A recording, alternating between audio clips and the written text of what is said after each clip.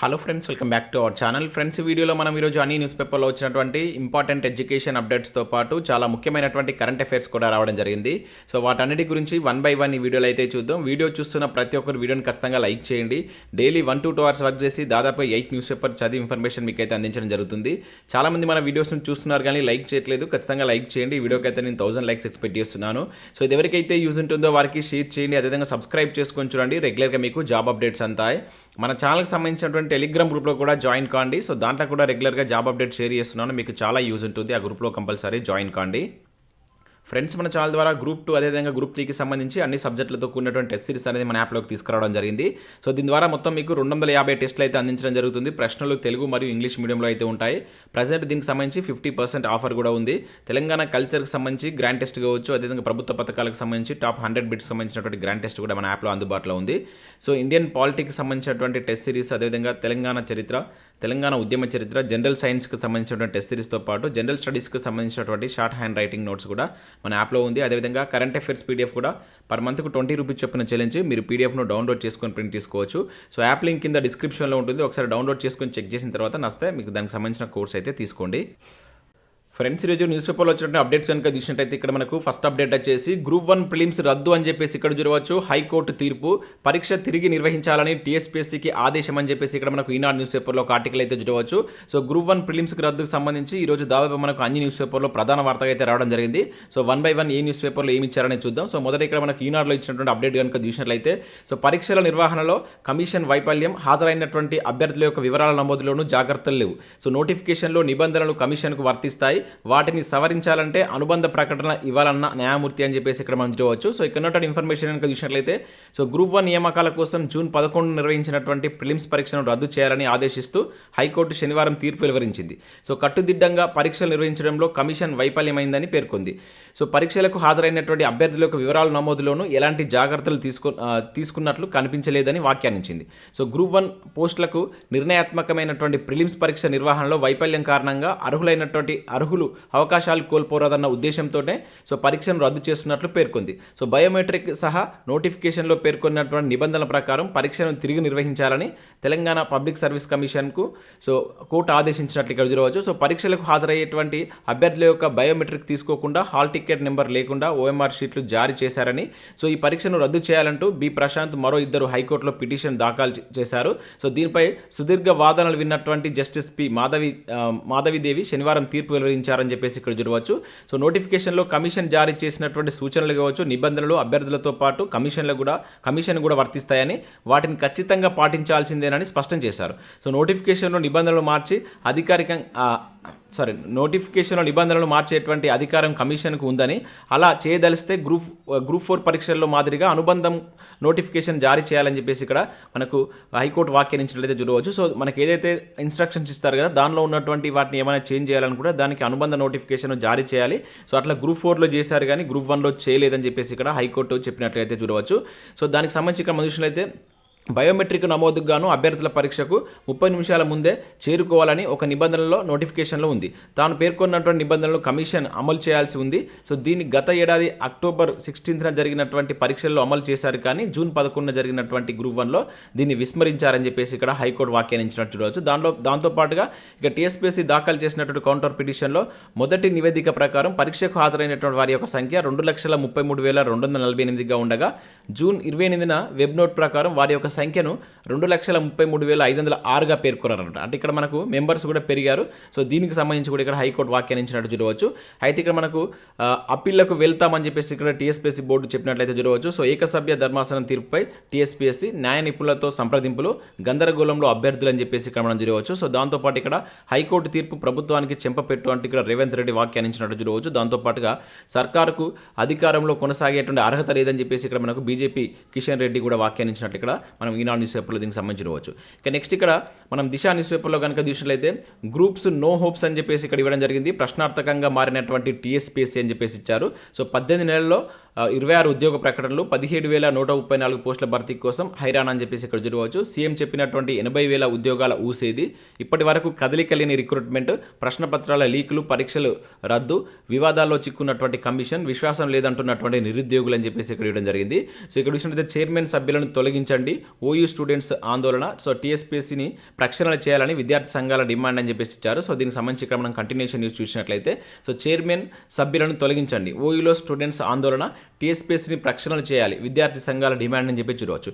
So ఎంతోమంది ప్రాణత్యాగాలతో కురుల కోసం కొట్లాడి తెచ్చుకున్నటువంటి తెలంగాణలో విద్యార్థి నిరుద్యోగులకు అన్యాయం జరుగుతుందని ఉస్మానియా వర్సిటీ విద్యార్థులు నిరుద్యోగ సంఘాలు మండిపడ్డట్టు ఇక్కడ చూడవచ్చు. సో గ్రూప్ 1 ప్రిలిమ్స్ మళ్ళీ రద్దు చేయడంపై సో టీఎస్పీఎస్సీ వైఖరిని నిరసిస్తూ ఉస్మానియా యూనివర్సిటీలో విద్యార్థి నిరుద్యోగులు సో గ్రూప్స్ అభ్యర్థులు కలిసి ఆందోళన చేపట్టినట్టు ఇక్కడ చూడవచ్చు. సో యూనివర్సిటీ లైబ్రరీ నుంచి ర్యాలీ నిర్వహించి సో వర్సిటీ మెయిన్ రోడ్డుపై బైఠాయించారంటూ చూడవచ్చు. సో టీఎస్పీఎస్సీ బోర్డును రద్దు చేసి తమకు న్యాయం చేయాలని, కేసీఆర్ పాలన మాకు వద్దంటూ పెద్ద ఎత్తున నినాదాలు చేశారంటే ఇక్కడ మనం దీనికి సంబంధించి ఓయిలో నిన్న దీనికి సంబంధించి ఒక ధర్నా చేసినట్లయితే ఇక్కడ ఒక అప్డేట్ జరగవచ్చు.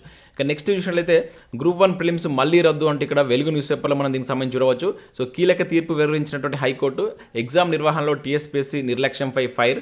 సో పేపర్ల లీకేజ్ కారణంగా గతంలో ఒకసారి పరీక్ష క్యాన్సిల్. సో నోటిఫికేషన్లో రూల్స్ ఎందుకు పాటించలే, సో బయోమెట్రిక్ ఎందుకు అమలు చేయలే, సో ఓఎంఆర్ షీట్పై అభ్యర్థుల ఫోటో ఎందుకు లేదు, సో పరీక్ష రాసినటువంటి క్యాండిడేట్ల సంఖ్య కూడా మీకు సరిగ్గా తెలియదా, ఇది కమిషన్ నిర్లక్ష్యానికి పరాకాష్ట, అభ్యర్థులకైనా రూల్స్ మీరు పాటించరా. సో తీర్పులో తీవ్రంగా మండిపడ్డటువంటి హైకోర్టు లోపాలు లేకుండా మళ్ళీ ఎగ్జామ్ పెట్టాలని ఆదేశం అంటే ఇక్కడ మనం వెలుగు న్యూస్ పేపర్లో దీనికి సంబంధించిన అప్డేట్ అయితే చూడవచ్చు. ఇక ఈనాడులో కనుక సాక్షిలో కనుక చూసినట్లయితే గ్రూప్ 1 అభ్యర్థుల్లో గుబులు అని చెప్పేసి ఇక్కడ జరిగింది. ఇంతకు ముందే ఒకసారి రద్దయినటువంటి ప్రిలిమ్స్ రెండోసారి నిర్వహించినటువంటి పరీక్షను రద్దు చేసినటువంటి హైకోర్టు అని చెప్పేసి ఇక్కడ మనం చూడవచ్చు. సో ఈ పరీక్షకు హాజరైన అభ్యర్థుల సంఖ్య ఇక్కడ మనకు 2,33,000 మంది పైన హాజరు కావడం జరిగింది. ఇప్పుడు వారందరిలో తీవ్ర గందరగోళం. సో ఏళ్ళ సమయం, పుస్తకాలు, శిక్షణ ఖర్చు అంతా వృధా అంటూ ఆవేదన, మళ్ళీ పరీక్ష ఎప్పుడు నిర్వహిస్తారనే దానిపై ఆందోళన అని చెప్పేసి ఇక్కడ మనం సాక్షి న్యూస్ పేపర్లో అయితే చూడవచ్చు. సో ఇక్కడ దీనికి సంబంధించి కంటిన్యూషన్ న్యూస్ చూసినట్లయితే ప్రిలిమ్స్ మళ్ళీ రద్దు అని చెప్పేసి సాక్షి న్యూస్ పేపర్లో సేమ్ అప్డేట్ అయితే ఇవ్వడం జరిగింది. ఇక నెక్స్ట్ చూసినట్లయితే గ్రూప్ 1 అభ్యర్థులకు ₹1,00,000 పరిహారం చెల్లించాలి అంటే ఇక్కడ ఒక అప్డేట్ చూడవచ్చు. ఎన్ఎస్యుఐ రాష్ట్ర అధ్యక్షుడు బల్మూరి వెంకట్ అని చెప్పేసి ఇక్కడ ఇచ్చారు. సో టీఎస్పీఎస్సీ గ్రూప్ 1 పరీక్షల నిర్వహణ విషయంలో రాష్ట్ర ప్రభుత్వం నిర్లక్ష్యంగా వ్యవహరిస్తుందని, అందుకే మరోమారి పరీక్షలను కోర్టు రద్దు చేసిందని చెప్పేసి ఇక్కడ మనకు ఎన్ఎస్యుఐ రాష్ట్ర అధ్యక్షుడైనటువంటి బల్మూరి వెంకట్ అన్నారంటే ఇక్కడ చూడవచ్చు. సో దానికి సంబంధించి చాలా మంది ఇప్పుడు మనకు 2 times ప్రిపేర్ కావడం జరిగింది. సో కంపల్సరీ నిరుద్యోగులకు ₹1,00,000 పరిహారం చెల్లించాలని చెప్పేసి ఇక్కడ ప్రభుత్వాన్ని డిమాండ్ చేస్తున్నట్లు ఒక అప్డేట్ అయితే మనం చూడవచ్చు. ఇక నెక్స్ట్ విషయం అయితే 10 రోజుల్లోగా కానిస్టేబుల్ ఫలితాలు అని చెప్పేసి ఇక్కడ ఒక అప్డేట్ మనం నమస్తే తెలంగాణలో అయితే చూడవచ్చు. సో ఇక్కడ టీఎస్ఎల్పీఆర్బీ ద్వారా చేపడుతున్నటువంటి కానిస్టేబుల్ ఉద్యోగాల నియామక ప్రక్రియ తుది దశకు చేరిందని చెప్పేసి ఇక్కడ మనం ఒక అప్డేట్ అయితే చూడవచ్చు. సో మరో 10 రోజుల్లో కానిస్టేబుల్ తుది ఫలితాలను విడుదల చేయనున్నట్లు సమాచారం. సో తుది పరీక్షలు ముగిసిన తర్వాత జూన్ 14 నుంచి 26 వరకు 11 పని దినాల్లో 1,08,940 మంది సర్టిఫికేట్ల వెరిఫికేషన్ అనంతరం 97,175 మందిని ప్రొవిజనల్ సెలక్షన్కు ఎంపిక చేశారు. సో వీరిలో అర్హతలు, రిజర్వేషన్లను బట్టి తుది జాబితాను సిద్ధం చేసేందుకు అధికారులు కృషి చేస్తున్నారని చెప్పేసి ఇక్కడ ఇచ్చారు. సో పోలీసు ఉద్యోగాల భర్తీ ప్రక్రియ పారదర్శకంగా జరుగుతుందని, ఎవరు మధ్యవర్తులను ఆశ్రయించొద్దని బోర్డు చైర్మన్ అయినటువంటి శ్రీనివాసరావు కోరినట్లు ఇక్కడ దీనికి సంబంధించి చూడవచ్చు. సో దీనికి సంబంధించి ఒక రేడియో ఫ్యాక్స్ మెసేజ్ కూడా మనం మన టెలిగ్రామ్లో షేర్ చేసాం. అది కూడా ఇక్కడ ఈరోజు రావడం జరిగిందనమాట. అది ఒక అఫీషియల్ నోటు. అంటే ఏదైతే మనకు ఈ పోలీసు ట్రైనింగ్ సెంటర్లను సిద్ధం చేసుకోండి అని చెప్పేసి దానిలో అయితే ఉంది. నేను ఆల్రెడీ దాన్ని మీకు టెలిగ్రామ్లో షేర్ చేశాను. సో అది ఇక్కడ మనకు నమస్తే తెలంగాణలో కూడా ఈరోజు రావడం జరిగింది. సో పోలీస్ ట్రైనింగ్ సెంటర్లను సిద్ధం చేయండి, వసతుల కల్పనలో రాజీ పడొద్దు, ఐజీ తరుణ్ జోషి అని చెప్పేసి ఇక్కడ చూడవచ్చు. So Telangana state level police recruitment board ఆధ్వర్యంలో చేపట్టినటువంటి కానిస్టేబుల్ నియామక ప్రక్రియ తుది దశకు చేరడంతో పోలీస్ ట్రైనింగ్ సెంటర్లను సిద్ధం చేసుకోవాలని ట్రైనింగ్ ఐజీ తరుణ్ జోషి సూచించారు. సో రాష్ట్రంలో 28 పోలీస్ ట్రైనింగ్ కాలేజీల ప్రిన్సిపల్లకు వీడియో కాన్ఫరెన్స్ ద్వారా దిశానిర్దేశం చేశారు. సో వసతుల విషయంలో రాజీ పడొద్దని సూచించారు. సో 9,871 మందికి సరిపడేలా అన్ని కేంద్రాలు సిద్ధంగా ఉండాలని తెలిపారు. సో మహిళా కానిస్టేబుల్ అభ్యర్థులకు మౌలిక వసతుల కల్పనపై మరోసారి సమీక్ష చేసుకోవాలని సూచించినట్టు ఇక్కడ చూడవచ్చు. సో ఇక్కడ 1 వీక్లో మనకు ఈ ఫలితాలు అయితే రాబోతున్నాయి. దానికి సంబంధించి ట్రైనింగ్ కూడా మనకు ఏదైతే దాంట్లో మనకు నెక్స్ట్ మంత్ లాస్ట్ వీక్లో దానికి సంబంధించినటువంటి ట్రైనింగ్ కూడా స్టార్ట్ కాబోతుందని చెప్పేసి దానిలో అయితే మనకు ఆ రేడియో ఫ్యాక్స్ మెసేజ్లో అయితే ఉంది. సో మాక్సిమం ఈ 1 మంత్లో అంటే ఈ 1 వీక్లో ఆర్ 15 డేస్ లోపే మనకు దీనికి సంబంధించిన రిజల్ట్స్ వచ్చేటువంటి ఛాన్స్ అయితే ఉంది. ఇక్కడైతే మనకు 1 వీక్ అని చెప్పేసి నమస్తే తెలంగాణలో ఇవ్వడం జరిగింది. ఇక నెక్స్ట్ చూసినట్లయితే ఈనాడు ప్రతిభలో కనుక చూసినట్లయితే సైన్స్ అండ్ టెక్నాలజీకి సంబంధించిన దానిపైన ఒక ఆర్టికల్ అయితే ఇచ్చారు. ఒకసారి దీన్ని మీరు డౌన్లోడ్ చేసుకొని చదివేటువంటి ప్రయత్నం అయితే చేయండి. సో ఇవి మనకు వివిధ న్యూస్ పేపర్లో వచ్చినటువంటి ముఖ్యమైనటువంటి education updates. Next current affairs చూద్దాం. చాలా ఇంపార్టెంట్ కరెంట్ అఫైర్స్ అయితే ఉన్నాయి. స్కిప్ చేయకుండా చూడండి. ఖచ్చితంగా లైక్ చేయండి. ఒకటే వీడియోలో మీకు ఎడ్యుకేషన్ అప్డేట్స్ అదేవిధంగా కరెంట్ అఫైర్స్ అనేవి కలిపి అందించడం జరుగుతుంది. చాలామంది చూస్తున్నారు కానీ లైక్ చేయట్లేదు. ఖచ్చితంగా లైక్ చేసి మీ మిత్రులకు షేర్ చేయండి. సో ఇక్కడ మనం ఫస్ట్ కరెంట్ అఫైర్ చూసినట్లయితే కూకట్పల్లిలో దేశంలోనే అతిపెద్ద లూలు మాల్ అని చెప్పేసి ఇక్కడ ఒక ఇంపార్టెంట్ కరెంట్ అఫైర్ చూడవచ్చు. 26న కేటీఆర్ చేతుల మీదుగా ప్రారంభం. సో మనకి ఇక్కడ చూసినట్లయితే యూఏఈకి చెందినటువంటి ప్రఖ్యాత లూలు గ్రూప్ హైదరాబాద్లో ఉన్నటువంటి కూకట్పల్లి ప్లేస్ గుర్తుంచుకోండి ఎక్కడ అని చెప్పేసి అడిగినప్పుడు మనకి ఇది కూడా మెన్షన్ చేస్తారు. హైదరాబాద్లో ఉన్నటువంటి కూకట్పల్లిలో ఏర్పాటు చేసినటువంటి మెగా షాపింగ్ మాల్ను సో మనకు కేటీఆర్ ఈ నెల 26న ప్రారంభించనున్నట్లయితే ఇక్కడ ఇచ్చారు. సో గత ఏడాదిలో మనకు దావోస్లో జరిగినటువంటి ప్రపంచ ఆర్థిక వేదిక సదస్సుల సందర్భంగా మంత్రి కేటీఆర్ సమక్షంలో తెలంగాణ పెట్టుబడుల కోసం లూలు గ్రూప్స్ ఒప్పందం కూర్చుకుందన్నమాట. దాదాపు 300 కోట్లతోటి ఒక దేశంలోనే అతిపెద్ద షాపింగ్ మాల్ అయితే మనకు హైదరాబాద్లో ఉన్నటువంటి కూకట్పల్లిలో ఏర్పాటు చేసింది. సో దాన్ని ఈ నెల 26న మనకు కేటీఆర్ గారు అయితే ప్రారంభించబోతున్నారు. సో ఇది గుర్తుంచుకోండి. ఆ లూలు అనేటువంటి గ్రూప్ ఎక్కడిదంటే అది యూఏకి సంబంధించినటువంటి సంస్థ అనమాట. ఇక నెక్స్ట్ చూసినట్లయితే వారణాసిలో క్రికెట్ స్టేడియానికి మోదీ శంకుస్థాపన అని చెప్పేసి ఇక్కడ ఒక అప్డేట్ మనం జరగవచ్చు. సో ఇక్కడ చూసినట్లయితే ఆధ్యాత్మిక నగరం వారణాసిలో క్రికెట్ స్టేడియానికి ప్రధాని నరేంద్ర మోడీ శంకుస్థాపన చేశారు.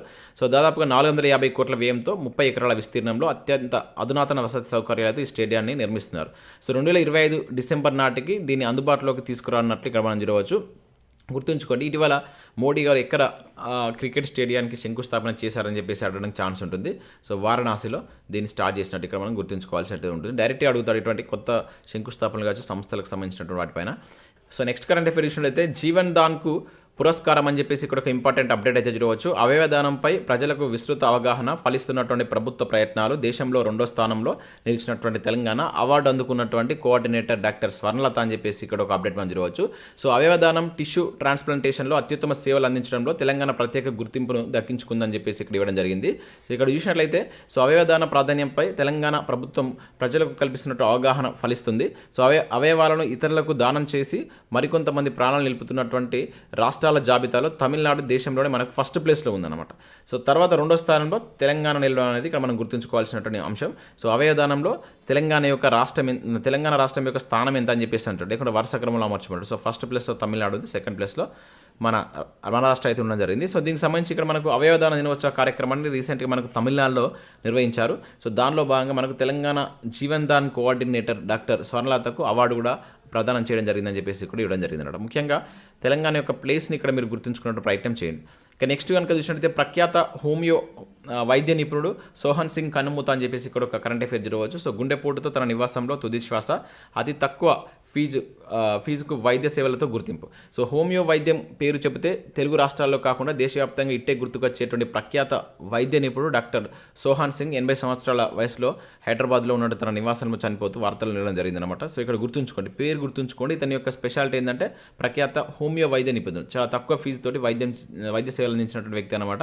సో ఇతనికి సంబంధించి మనకు క్వశ్చన్స్ డైరెక్ట్గా అడగడానికి ఛాన్స్ ఉంటుంది కనుక పేరు గుర్తుంచుకోండి. ముఖ్యంగా రాష్ట్రంలో సింటెక్స్ భారీ పరిశ్రమ అంటే ఇక్కడ ఒక అప్డేట్ జరగవచ్చు. సో నీటి ట్యాంకులు, ప్లాస్టిక్ పైపుల తయారీ, రూపాయలు 350 కోట్ల పెట్టుబడి, 1000 మందికి ఉపాధి, 28న చందన్పల్లిలో శంకుస్థాపన స్వాగతించినటువంటి మంత్రి కేటీఆర్ అంటే ఇక్కడ మనం చూడవచ్చు. సో ఇక్కడ మనం చూసినట్లయితే సో ప్రముఖ పారిశ్రామిక సంస్థ వెల్స్పన్ అనుబంధ కంపెనీ అయినటువంటి సింటెక్స్ రాష్ట్రంలో 350 కోట్లతో నీటి ట్యాంకులు, ప్లాస్టిక్ పైపుల తయారీ పరిశ్రమలు ఏర్పాటు చేయండి. సో రంగారెడ్డి జిల్లా చందన్పల్లిలో నిర్మించేటువంటి పరిశ్రమల ద్వారా 1000 మందికి ప్రత్యక్ష ఉపాధి కల్పించనున్నట్టు ఇక్కడ చూడవచ్చు. 28న దీన్ని శంకుస్థాపన అయితే ఉందంట. కేటీఆర్ గారు శంకుస్థాపన చేయబోతున్నారు. సో ఏ ప్లేస్ అనేది గుర్తుంచుకోండి, డిస్టిక్ కూడా రంగారెడ్డి జిల్లా చందన్పల్లిలో దీనికి సంబంధించి అయితే వీళ్ళు ఏర్పాటు చేయబోతున్నారు. ఎవరిది కంపెనీ అంటే సింటెక్స్ కంపెనీ వాళ్ళు.